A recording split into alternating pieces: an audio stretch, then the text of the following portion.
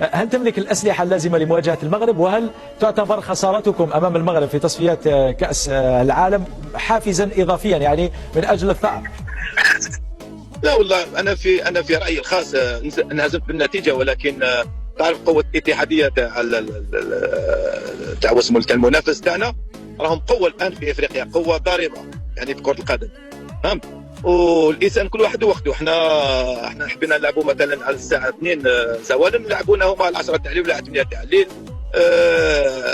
هما الان هم اللي هم يعني كما يقولوا راهم يسيروا في الامور تاع الكره تاع افريقيا.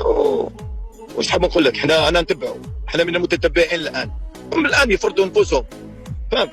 هذه الامر ما عندك، وديروا الحاكم ايضا يفرضوا هما، يختاروا هما. لهذا راح تلعب يعني ضد منتخب كبير وتلعب ضد امور اخرى خفيه، فهمت لي، تاع كره القدم.